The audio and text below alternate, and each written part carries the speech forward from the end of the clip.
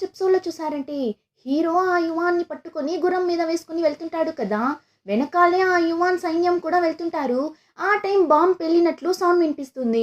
ఏమంటే డ్యామ్ని పగలగొట్టేసింటారు. సో ఇప్పుడు డ్యామ్లో నుండి ఫుల్గా నీళ్లు బయట వస్తుంటుంది. హీరో వెనకాలే ఆ యువాన్ సైన్యం వెళ్తుంటుంది కదా. ఇప్పుడు ఆ నీళ్ళల్లో అలానే కొట్టుకుని వెళ్తుంటారు. యువాన్ కూడా చూస్తాడు. యువాన్కి అర్థమైపోతుంది హీరో ఏం ప్లాన్ చేశాడు అని. సో అలానే బెదిరిపోయి చూస్తుంటాడు. అలానే ఇక్కడ కట్ చేసి ఆ క్యుమిన్ని చూపిస్తారు. వాడు ఒక కొండ మీద నిల్చొని కింద జరిగేదంతా చూస్తుంటాడు. ఇప్పుడే వాడికి అర్థమవుతుంది హీరో ఎందుకు జస్ట్ 1000 మందితో యుద్ధానికి వచ్చాడు అని. ఇంకా ఇక్కడ ఆ నీళ్ళల్లో ఆ యువాన్ సైన్యం మొత్తం కొట్టుకుని వెళ్ళిపోతారు. హీరో కూడా అక్కడే కదా ఉన్నాడు. మరి హీరో ఏమయ్యాడు అని చూస్తే ఈ ప్లాన్ వేసిందే హీరో. సో హీరో ముందుగానే ఎలా తప్పించుకోవాలి అని ఒక ప్లాన్ వేసుకొనింటాడు. అలా హీరో ఆ ఫ్లడ్ నుండి తప్పించుకుంటాడు. ఆ యువాన్ని కూడా పిలుచుకొని వెళ్ళిపోతాడు. ఇంకా ఆ ఫ్లడ్లో యువాన్ సైన్యం మొత్తం కొట్టుకొని వెళ్ళిపోతారు కదా. సో ఇంకా తరువాత ఈ యువాన్ ఇంకా ఈ క్యుమిన్ ఏం చేయలేరు అని చూస్తుంటే ఈ క్యుమిన్ ఇంకా బ్యాకప్ ప్లాన్ పెట్టుకుంటాడు. ఏమంటే ఈ క్యుమిన్ వాళ్ళ నాన్న కింద యూషి అనే ఒక జనరల్ ఉంటాడు. అతని సైన్యాన్ని ఈ క్యుమిన్ రమ్మని చెప్పింటాడు. సో ఇప్పుడు ఆ క్యుమిన్ పక్కన నిల్చొన్న అతను యూషి మాత్రం అతని సైన్యంతో వచ్చాడు అంటే ఆ మార్కస్ని ఈజీగా చంపేసేయచ్చు. ఆ తరువాత మీరే ఈ దేశానికి చక్రవర్తిగా ఉంటారు అంటాడు. ఇంకా ఆ టైంలోనే హీరోయిన్ని చూపిస్తారు. హీరోయిన్ జిన్ గ్యాంగ్ అందరూ ఆ యువాన్ మనుషులు ముగ్గురిని వెతుక్కుంటూ వెళ్ళింటారు కదా. వాళ్ళని పట్టుకొని చంపేసింటారు. వాళ్ళ దగ్గర ఒక బ్యాచ్ ఉండింటుంది. దాన్ని తీసి పెట్టుకుంటారు. అలానే వాళ్ళ దగ్గర ఒక చిన్న బాక్స్ లాంటిది కూడా ఉంటుంది. దాన్ని తీసుకొనింటారు. ఇప్పుడు దాన్ని తీసి ఇదేంటిది బైనాకులర్ లా ఉంది అని తీసి చూసి అందులో ఒక తాడు ఉంటే దాన్ని పట్టి లాగుతారు చూడండి. చూస్తే అది క్రాకర్ లా ఉంది. పైకెళ్ళి పేలుతుంటుంది. యాక్చువల్లీ ఏమని చూస్తే ఆ యువాన్ని ఇక్కడి నుండి ఎస్కేప్ అయి వెళ్ళిపోండి అని ఈ క్రాకర్ ద్వారా సిగ్నల్ ఇవ్వడానికి వాళ్ళు పెట్టుకొనింటారు. కానీ అంతలో హీరోయిన్ వాళ్ళు ఆ ముగ్గురిని చంపేశారు కదా. ఇప్పుడు అలానే హీరోని చూపిస్తారు. దూరంలో ఆ క్రాకర్ పేలడం చూసి యువాన్ దగ్గర నిన్ని పట్టుకొని అర్ధగంట పైన అవుతుంది. కానీ మీ మనుషులు ఇప్పుడే కదా సిగ్నల్ ఇస్తున్నారు. కావాలంటే ఇప్పుడు ఇక్కడి నుండి నువ్వు తప్పించుకొని వెళ్ళు అని చెప్తుంటాడు. ఆ యువాన్కి అయితే అదంతా విని మండిపోతుంటుంది. ఇంకా జరిగిన ఫైట్లో హీరోకి కూడా దెబ్బ తగిలింటుంది. కాస్త ఎక్కువగానే దెబ్బ తగిలినట్లుంది. సో హీరో మనుషులు మీరు కాసేపు రెస్ట్ తీసుకోండి మార్కస్, మీకు వెంటనే ట్రీట్మెంట్ చేయాలి అని చెప్తుంటారు. కానీ హీరో అదంతా పర్లేదు అని చెప్తుంటాడు. అప్పుడే సాంగ్ జూహీని పిలుచుకొని వస్తాడు. జూహీకి జరిగిన గొడవలో ఫీవర్ వచ్చేసి ఉంటుంది. సో ఇప్పుడు సాంగ్ తినకి ఫీవర్గా ఉంది. ఇలా ఉన్నప్పుడు జూహీని ఎలా ఊరికి పంపించడం అని అడుగుతాడు. అప్పుడు హీరో చంగ్యున్ ఆల్రెడీ జూహీ కనిపించడం లేదు అని చాలానే భయపడుతుంటుంది. అయినా కూడా ఇలాంటి సిచ్యువేషన్లో జూహీని పంపించలేము. జూహీకి హెల్త్ బాగా అయిన తరువాత ఎవరితో అయినా సేఫ్గా చంగ్యున్ దగ్గరకు పంపిద్దాము అని చెప్పి హీరోయిన్ చాక్లెట్స్ని ఇచ్చింటుంది కదా. దాన్ని తీసి నువ్వు మీ అక్కని చాలానే మిస్ అవుతున్నావు కదా, ఇదిగో ఇది మీ అక్క ఇచ్చిన చాక్లెట్సే తిను అని చెప్పి ఇస్తుంటాడు. ఇంకా హీరోయిన్ వాళ్ళు తెలియకుండా ఆ క్రాకర్ని పేల్చేస్తారు కదా. సో ఇప్పుడు ఆ సౌండ్ విని హీరో మనుషులు ఆ ప్లేస్కి వచ్చి హీరోయిన్ వాళ్ళని చూసి మీరు ఆ యువాన్ మనుషులా, మీరైనా వాడికి సిగ్నల్ ఇచ్చింది అన్నట్లు అడగ్గా హీరోయిన్ వెంటనే లేదు మేము ఆ యువాన్ మనుషులం కాదు, మేము ఆ రాళ్ల క్వారీలో పనిచేయడానికి వచ్చిన వాళ్ళం. శత్రు సైన్యాలకి సిగ్నల్ ఇవ్వబోతున్నారు అని తెలిసి మేము వాళ్ళని వెతుక్కుంటూ వచ్చి మేమే వాళ్ళని చంపింది అంటుంది. జిన్ కూడా మేము కానీ కరెక్ట్ అయిన టైంకి వచ్చి వాళ్ళని చంపకుండా ఉండింటే మీ మార్కస్ ప్లాన్ టోటల్గా స్పాయిల్ అయింటుంది. నమ్మలేదు అంటే చూడండి అని చెప్పి ఆ యువాన్ మనుషుల దగ్గర వాళ్ళ సైన్యానికి సంబంధించిన బ్యాచ్ ఉంటుంది. దాన్ని వీళ్ళు తీసుకొనింటారు కదా. ఆ బ్యాచ్ని తీసి చూపించగా ఆ సోల్జర్ కూడా హీరోయిన్ వాళ్ళని నమ్ముతాడు. వీళ్ళు నిజమే చెప్తున్నారు అని, దానివల్ల చాలా మంచి పని చేశారు అంటాడు. ఇంకా ఇక్కడ అలానే కట్ చేసి హీరోని చూపిస్తారు. మాస్టర్ మనిషి హీరో దగ్గరకు వచ్చి ఇలా యూషి వాడి సైన్యంతో వస్తున్నాడు, మనల్ని చుట్టుముట్టడానికే ప్లాన్ చేస్తున్నాడు. దానివల్ల మీరు ఇక్కడ ఉండడం సేఫ్ కాదు. మీరు సాంగ్ ఇద్దరు మన సైన్యంతో పాటు వెంటనే నాతో పాటు రండి అని పిలుస్తుంటాడు. ఆ యువాన్ వచ్చి సాధారణమైన వాడు కాదు. వాడు ఒక పెద్ద సైన్యానికి జనరల్గా ఉంటాడు. చాలా యుద్ధంలో కూడా విన్ అయింటాడు.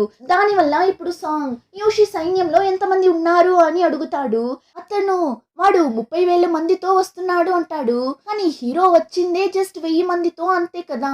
అందులో కూడా ఆ ఫ్లడ్‌లో 200 మంది చనిపోయుంటారు. ఇప్పుడు హీరో దగ్గర 800 మంది మాత్రమే ఉంటారు. అయినా హీరో మాస్టర్ మనిషి దగ్గర లేదు నేను రావడం లేదు. మన మెయిన్ ఆర్మీ వాళ్ళు వస్తున్నారు. అంతేకాకుండా ఆ యువాన్ మన దగ్గర ఉన్నంత వరకు యూషి ఏం చేయలేడు. నేను మన సైన్యంతో కలిసి నార్త్ మౌంట్‌కి వెళ్తాను. మాస్టర్‌ని అక్కడ మీట్ అవుతాను అని చెప్పి హీరో వాడి సైన్యంతో అక్కడి నుండి నార్త్ మౌంట్ అనే ప్లేస్‌కి వెళ్తుంటాడు. హీరో వాళ్ళు అలా వెళ్ళడం ఫారెస్ట్‌లో ఉన్న కొండ మీద నుంచి హీరోయిన్ జిన్ గ్యాంగ్ చూస్తుంటారు. కానీ చాలా దూరంలో ఉండటం వల్ల ఫేస్ అంతా కనిపించదు. ఇంకా ఆ టైంలోనే ఆ యూషిని చూపిస్తారు. వీడే ఆ యూషి. ఇప్పుడు ఆ యూషి మనిషి ఒకడొచ్చి హీరో డ్యామ్‌ని పగలగొట్టి ఫ్లడ్స్‌ని రప్పించింది. యువాన్ని పట్టుకొని వెళ్ళింది అని అంతా చెప్తాడు. అదంతా విని యూషి తమ్ముడు ఆ మార్కస్‌ని చంపకుండా వదలకూడదు. ఎంత ధైర్యం ఉంటే యువాన్ని పిలుచుకొని వెళ్ళింటాడు అని అరచగా అప్పుడు ఆ యూషి ఇప్పటికి మనం కాస్త సైలెంట్‌గా ఉండటమే మంచిది. యువాన్ ఆ మార్కస్ చేతిలో ఉన్నప్పుడు మనం ఏం చేయలేము. సో ఫస్ట్ మనం యువాన్ని కాపాడాలి. ఆ తర్వాత ఆ మార్కస్‌ని చంపుదామని చెప్తుంటాడు. ఇంకా అలానే వే తాతని చూపిస్తారు. హీరోయిన్ వాళ్ళు ఆ యువాన్ మనుషుల్ని పట్టుకున్నారా? ఏం జరిగింది అని తెలియక హీరోయిన్ కోసమే వెయిట్ చేస్తుంటాడు. అప్పుడే అక్కడికి హీరోయిన్ వాళ్ళు కూడా వస్తారు. ఇప్పుడు హీరోయిన్ కూడా తాత దగ్గర మేము ఆ ముగ్గురిని చంపేసాము. మార్కస్ గెలిచాడు అంటుంది. ఆ మాట విని తాతకి అంత సంతోషంగా ఉంటుంది. నిన్ని నా స్టూడెంట్‌గా సెలెక్ట్ చేసినందుకు నేను చాలానే ప్రౌడ్‌గా ఫీల్ అవుతున్నా అంటాడు. యాక్చువల్లీ తాత ఇప్పుడు ఆ రాళ్ళ క్వారీలోనే ఉంటాడు. తాత చెప్పినట్లు ఆ డ్యామ్‌లో హోల్స్‌ని వేయడం వల్ల అక్కడంతా నీళ్లు రానట్లుంది. సో తాత ఇంకా అక్కడ ఉన్న జనాలు సేఫ్‌గానే ఉంటారు. ఇంకా ఇక్కడ కట్ చేసి మళ్ళీ హీరోని చూపిస్తారు. హీరో వాడి సైన్యంతో నార్త్ మౌంట్ అనే ప్లేస్‌కి వెళ్ళిపోతాడు. ఇప్పుడు ఆ ప్లేస్‌లోనే వాడి సోల్జర్స్‌తో క్యాంప్ వేసుకొని ఉంటాడు. హీరోకి యుద్ధంలో దెబ్బ తగిలింటుంది కదా! సో సాంగ్ హీరోని రెస్ట్ తీసుకోమని చెప్తుంటాడు. కానీ హీరో నేను సోల్జర్స్‌ని మీట్ అయితేనే వాళ్ళు ధైర్యంగా ఉంటారు అని చెప్పి సోల్జర్స్‌ని చూడటానికి వెళ్తుంటాడు. యాక్చువల్లీ ఇప్పుడు హీరో వాళ్ళు ఉంటున్న ఆ ప్లేస్ వచ్చి కాస్త సేఫ్ అయిన ప్లేస్. శత్రువులు అటాక్ చేయలేనట్టి ఒక ప్లేస్‌లో ఉంటారు. దానివల్ల సాంగ్ హీరో దగ్గర ఇప్పటికీ ఎలాంటి ప్రాబ్లం లేదు. పైగా యువాన్ కూడా మన దగ్గరనే కదా ఉన్నాడు. సో కొన్ని రోజులు మనం మేనేజ్ చేయొచ్చు అని చెప్తుంటాడు. ఇంకా అప్పుడే ఆ యువాన్ని సోల్జర్స్ పిలుచుకొని వస్తుంటారు. వాడిని అక్కడ బంధించడానికి. అప్పుడు కూడా వాడు హీరో దగ్గర నువ్వు నన్ను ఇలా పట్టుకొని బంధించి పెడితే తప్పించుకోవచ్చు అని అనుకుంటున్నావా ఏంటి? యూషి మాత్రం వాడి సైన్యంతో వచ్చాడు అంటే నువ్వు సచ్చావురా అన్నట్లు చెప్తుంటాడు. అప్పుడు అక్కడికి ఆ సోల్జర్ వచ్చి హీరోయిన్ వాళ్ళు ఆ యువాన్ మనుషులు ముగ్గురిని చంపేసి యువాన్కి సిగ్నల్ ఇవ్వనట్లు చేసింటారు కదా! దాని గురించి హీరో దగ్గర చెప్తుంటాడు. యాక్చువల్లీ హీరో ఆ యుద్ధంలో విన్ అవ్వడానికి హీరోయిన్ వాళ్ళు చేసిన ఆ పని కూడా ఒక ముఖ్యమైన రీజనే. దానివల్ల సాంగ్ ఇప్పుడు వాళ్ళకి ఖచ్చితంగా రివార్డ్ ఇచ్చి తీరాలి. వాళ్ళ పేర్లేంటి అని తెలుసా అని అడుగుతాడు. అప్పుడు ఆ సోల్జర్ వాళ్ళు వాళ్ళ పేరు చెప్పలేదు. కానీ వాళ్ళ స్క్వాడ్ పేరు బచ్చర్ స్క్వాడ్ అని చెప్పారు అంటాడు.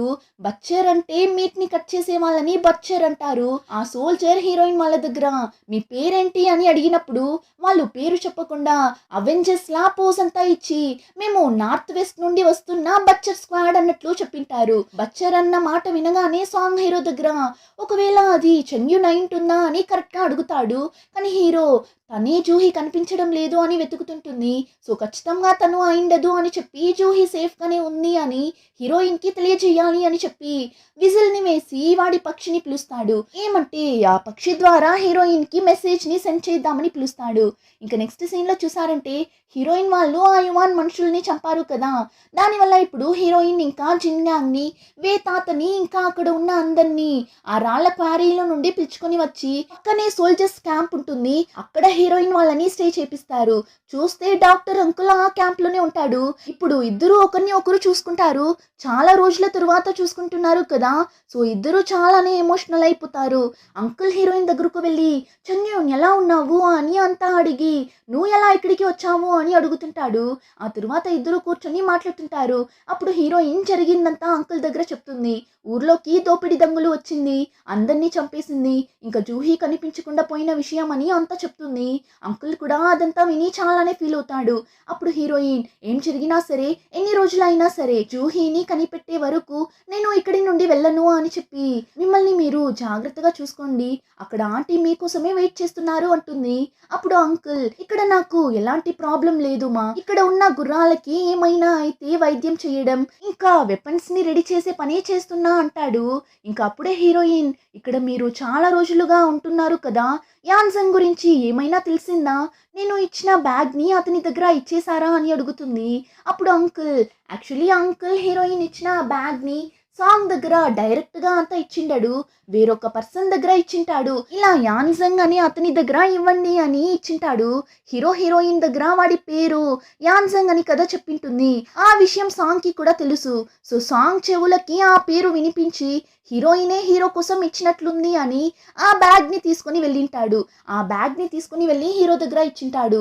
సో ఇప్పుడు అంకుల్ కూడా నాకు యాన్సంగ్ గురించి ఎలాంటి ఇన్ఫర్మేషన్ దొరకలేదు మా, నువ్వు ఇచ్చిన బ్యాగ్ ని కూడా నేను వేరొకరి ద్వారానే ఇచ్చి పంపించాను, నువ్వేం ఫీల్ అవ్వకు, అతనికి మైండ్ సేఫ్గానే ఉంటాడు, త్వరలోనే నీ దగ్గరకు తిరిగి వస్తాడు, మీరిద్దరూ కూడా కలిసి సంతోషంగా జీవిస్తారు చూడండి అంటాడు. అప్పుడు హీరోయిన్ మేమిద్దరం ఇంకా ఎక్కడ కలిసి జీవించడం, మేమిద్దరం డివోర్స్ చేసుకున్నాం కదా అంటుంది. ఆ మాట విన్న అంకుల్ ఎందుకు చెంగ్యూన్ అలా చేశాము అని షాక్ అయ్యి అడగ్గా హీరోయిన్ కూడా మేము ఊరికే ఫేక్ గానే పెళ్లి చేసుకున్నాం, మా అంకుల్ దగ్గర నుండి ఇల్లుని ఎలా అయినా కాపాడుకోవాలి అని మేమిద్దరం ప్లాన్ వేసి అలా చేశాము అంటుంది. అప్పుడు అంకుల్ ఎంత మీరిద్దరూ ఫేక్ గా పెళ్లి చేసుకున్నా యాన్సంగ్కి నీ మీద ఫీలింగ్స్ ఉన్నింది, అది నాకు చాలా బాగా తెలుసు, అయినా ఈ కాలం పిల్లలే ఇంత, అన్ని విషయాల్లోనూ తొందరపడి నిర్ణయాలు తీసుకొని ఆ తరువాత కూర్చొని ఫీల్ అవుతుంటారు, అయినా ఇప్పుడు ఏం కాలేదు, నువ్వు యాన్సంగ్ని చూసిన వెంటనే నీ మనసులో ఉన్న విషయాన్ని అతని దగ్గర చెప్పు అంటాడు. హీరోయిన్ కూడా సరే ఓకే అంటుంది. ఇంకా ఇద్దరు మాట్లాడేసిన తరువాత అంకుల్ వెపన్ ని రెడీ చేసే పనే కదా చేస్తున్నాడు, అదంతా ఇప్పుడు హీరోయిన్ కూడా నేర్చుకుంటూ ఉంటుంది. ఇంకా వే తాత కూడా అక్కడే కదా ఉన్నాడు. ఇప్పుడు అటుపక్కగా వచ్చినప్పుడు హీరోయిన్ ఆ వెపన్స్ ని చేయడం అంతా నేర్చుకోవడం చూసి చదవడానికి పిలిస్తే రాదు, కానీ ఇలాంటి పనులంటే మాత్రం వెంటనే వెళ్ళి చేస్తుంటుంది కదా అన్నట్లు చూస్తుంటాడు. ఆ టైం అక్కడికి సోల్జర్స్ వెపన్స్ ని తీసుకుని వెళ్ళడానికి వస్తారు. ఇప్పుడు హీరోయిన్ కూడా వాళ్ళతో కలిసి నేను తీసుకుని వెళ్తాను అని తీసుకుని వెళ్తున్నప్పుడు తాత లోపలికి వస్తాడు. ఇప్పుడు తాతని చూడగానే తాత దగ్గర మాట్లాడుదామని తిరుగుతుంది, అంతే చేతిలో పెట్టుకున్న వెపన్ ఒకటి తెలియకుండా కింద పడిపోతుంది. కానీ అటుపక్క నిల్చోన్న తాత కాళ్ళ మీద ఇటుపక్క నిల్చోన్న అంకుల్ కాళ్ళ మీదనే పడిపోతుంది. ఇద్దరు నొప్పికి తట్టుకోలేక అంతలా అరుస్తుంటారు. హీరోయిన్ కూడా భయపడి ఇప్పుడు ఫాస్ట్ గా అంకుల్ దగ్గరకు వెళ్ళి అంకుల్ ని పైకి లేపి కూర్చోపెట్టుంటుంది. అది చూసిన తాత నువ్వు ఫస్ట్ ఎందుకు నన్ను పైకి లేపకుండా అతన్ని పైకి లేపి పిలుచుకొని వెళ్తున్నావు అని అడుగుతాడు. వెంటనే హీరోయిన్ కూడా అయ్యో ఉండండి తాత వస్తున్నా అని చెప్పి ఇప్పుడు తాతని పైకి లేపి పిలుచుకొని వెళ్తుంటుంది. ఇద్దరిని బెడ్ మీద పనుకోబెట్టి అంకుల్ దగ్గర మాట్లాడుతుంటుంది. అంకుల్ కి ఫీవర్ గా ఉన్నట్లుంది, సో మందు తెస్తాను అని అంకుల్ దగ్గర చెప్పి వెళ్తుంటుంది. అదంతా చూసిన తాత జెలస్ గా ఫీల్ అయ్యి అయ్యో అమ్మ తలనొప్పిగా ఉంది కదా అని అరుస్తుంటాడు. హీరోయిన్ కూడా వెళ్ళి తాత మీ కాళ్ళకి కదా దెబ్బ తగిలింది, ఎలా తలనొప్పిగా ఉంది మీకు, సరే ఉండండి ఇద్దరికి నేను మందు తెస్తాను అని చెప్పి వెళ్తుంటుంది.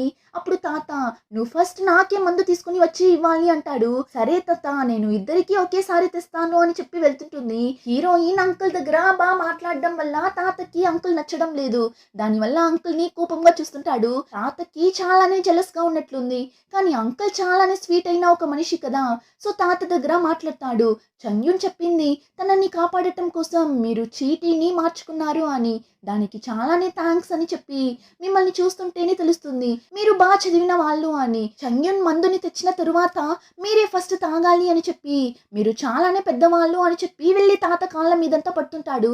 అంకుల్ తాతని ఇలా పొగుడుతూ మాట్లాడడంతో తాత చాలానే హ్యాపీ అయిపోతాడు. దానివల్ల ఇప్పుడు అంకుల్ దగ్గర నార్మల్ గా మాట్లాడుతుంటాడు. చంగ్యూన్ మీకు ముందే తెలుసా, ఇద్దరు చాలా బాగా మాట్లాడుకుంటున్నారు కదా అని అడగ్గా అంకుల్ కూడా చంగ్యూన్ది మా ఊరే, నాకు చంగ్యూన్ 20 సంవత్సరాలుగా తెలుసు, మేము పక్క ఇంట్లోనే ఉంటున్నాం, చెప్పాలి అంటే నేను తనకి ఒక నాన్నలా, అంతేకాదు చంగ్యూన్ చాలానే ధైర్యమైన స్వీట్ అయిన అమ్మాయి అంటాడు.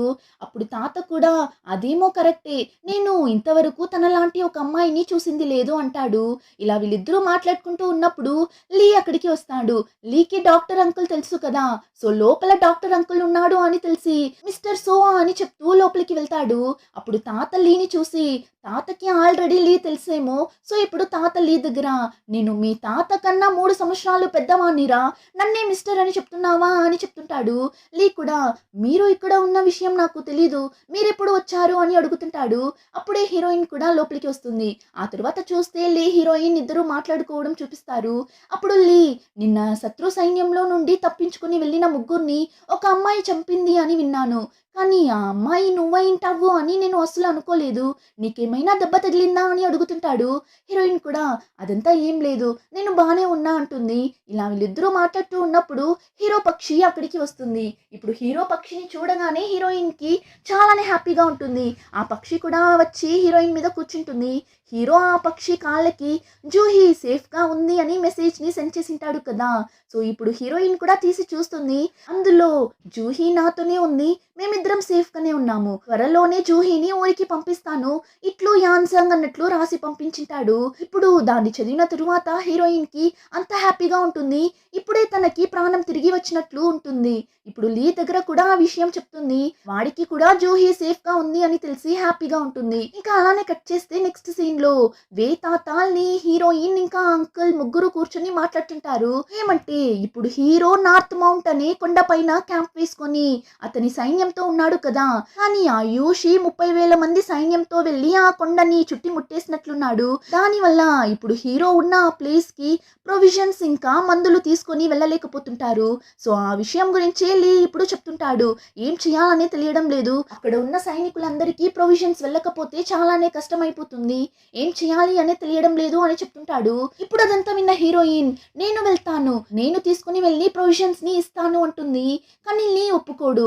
అదంతా ఏం వద్దు, ఆల్రెడీ కొండ చుట్టూ ఆయుషి మనుషులు ఉన్నారు, సో నువ్వు అక్కడికి వెళ్ళడం సేఫ్ కాదు, చాలానే డేంజర్, నేను నిన్ని పంపించను అంటాడు.